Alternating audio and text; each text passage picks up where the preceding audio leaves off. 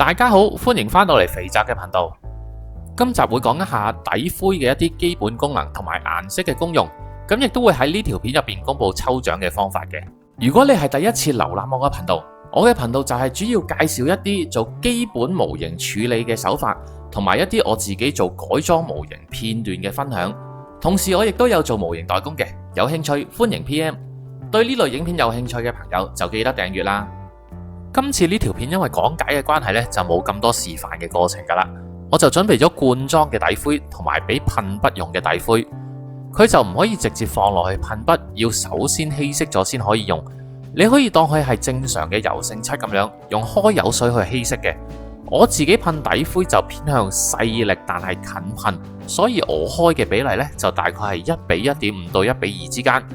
按唔同嘅噴油距離同埋力度習慣呢，開油嘅比例亦都可以好唔一樣嘅，所以有唔同嘅人講唔同嘅比例係絕對正常嘅。首先講一講佢上面嘅 number 係代表乜嘢。大家見到其實底灰呢都有好多唔同嘅號碼嘅，我自己就用開1200，市面常見嘅有500到1500都有。呢個號碼其實就係對應翻砂紙上面嗰個粗幼度，即係話如果你想要有一個更加幼滑嘅表面呢，咁你就需要用一個大號數嘅底灰啦。我自己打磨模型通常都只係會去到800號或者1000號，所以我自己就習慣用1200號嘅底灰。打磨嘅號數同埋底灰嘅號數，我就建議唔好超過500，因為個粗幼度差太多呢，會令到個底灰表現到個粗幼度嘅分別。另外我自己就比較建議，特別係新手就用灰色嘅底灰，因為人嘅肉眼對灰色係最敏感。一啲你喺個件上面可能因為佢個顏色而令到你忽略咗嘅小問題，噴咗灰色嘅底灰上去呢，你就可以睇得好清楚，會變得好明顯噶啦。以影片中嘅模型件做案例，你見到噴咗灰之後，放大嘅部分係有凹凸不平嘅地方嘅。呢一度我未噴灰之前，我自己都冇發現到。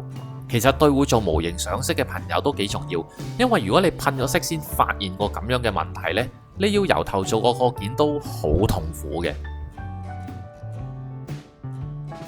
又或者喺呢一個件上面，其實我只係用黑線刀，唔係好用力咁樣拖咗一條線。噴咗底灰之後，係可以好明顯將佢顯示到出嚟嘅，亦都係對會做黑線加深或者上自己黑線佈局設計嘅人嚟講，係非常之重要。好多時黑線黑到咁上下，真係有機會走漏眼，唔記得咗自己有啲乜嘢線要補翻去啦，或者錯手黑多咗嘅。咁噴咗底灰之後，亦都俾多咗一個機會，我哋去翻 check 件，務求俾我哋喺上色之前，最大可能發現晒所有需要修補嘅問題。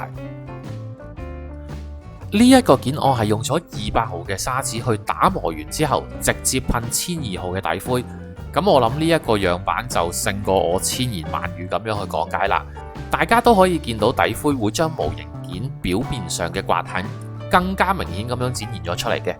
其實底灰本身有少少筆地嘅特性，同時間無論噴罐又好啦，噴槍都好啦，我哋起手用嘅時間佢係流質嘅狀態，佢其實有少少可以將一啲好淺、好平、好細嘅坑紋填滿嘅功效嘅。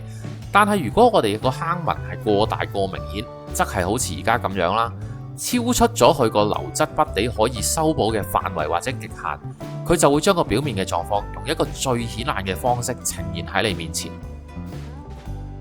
另外，底灰係可以幫你統一咗成個模型件表面嘅材質，令到你噴上去嘅顏料係會咬得更加實淨嘅。而家啲模型就冇咁過分嘅，以前有啲模型，如果你係冇落底灰直接噴漆上去，啲乾咗嘅顏料就會變成咁樣噶啦。特別係你需要做遮蓋分析嘅話呢，上咗底灰先就可以比較大程度去保證你啲遮蓋液啊或者遮蓋膠紙撕開嘅時候，係唔會連埋你原本噴好咗嘅色一齊撕埋落嚟嘅。攞翻我自己做嘅 RG 紅米網太刀做個例子。咁呢一度就係因為我走漏眼啦，睇唔到有個水口位未做好，就咁上咗色，結果就搞成咁啦。如果你唔想自己辛辛苦苦搞咗唔知幾多個鐘之後嘅成品，有啲咁煞風景嘅細位呢，我都係建議噴咗灰之後，細心啲去檢查自己嘅件有冇位係需要翻手再做。我呢度就唔會翻手做噶啦，因為我要噴翻同一個金屬色呢，我而家呢一刻都冇信心做得翻嘅。咁呢個我唔會再救嘅瑕疵，亦都會成為咗令到我以後檢查模型件要檢查得更加清楚嘅動力。另外，底灰亦都會令到覆蓋上去嘅顏色有少少差別。呢一度同一件件上面兩笪紅色其實都係嚟自同一支油嘅。你可以見到白色嘅底同埋灰色嘅底出到嚟個顏色真係有啲分別。白色底嗰一個紅色係鮮豔啲，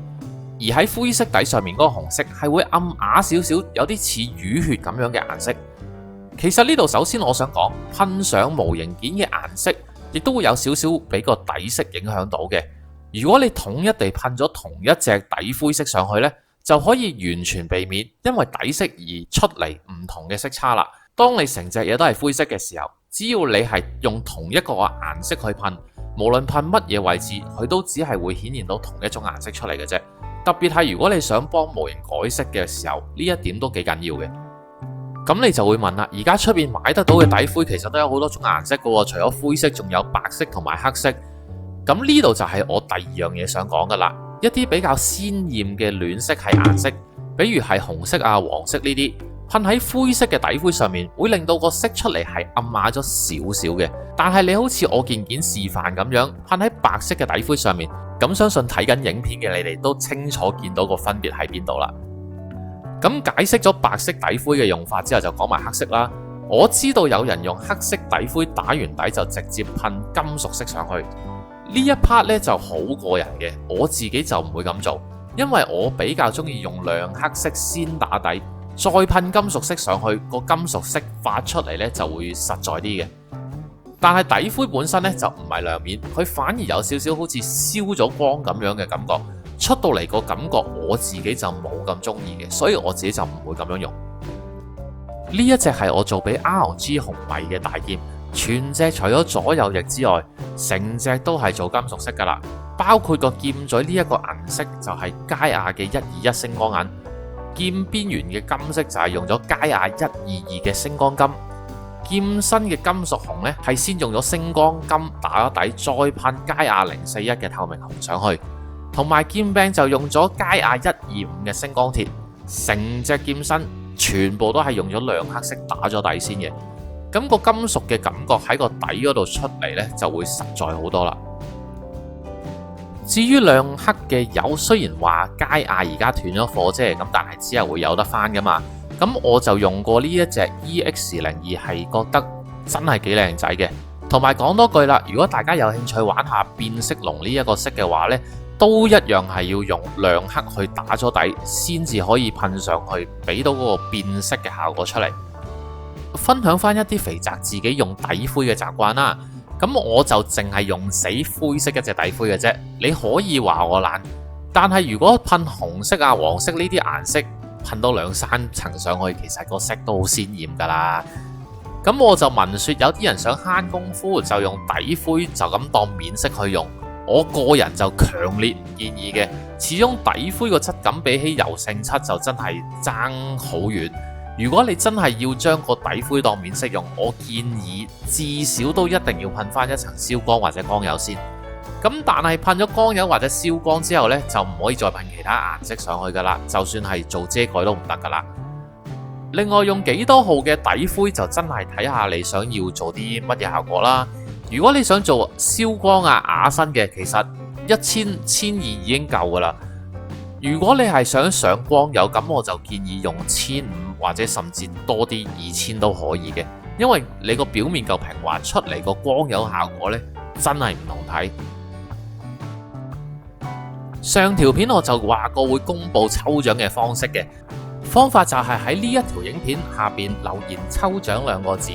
截止日期去到12月25號嘅0時0分。今次抽獎嘅獎品就係而家畫面上面呢隻 Uniqlo Crossover 嘅 Gundam，名額就只得1個啫。咁唔好意思啦，今次就只係限定俾香港嘅網友啫，因為寄海外都有啲難搞。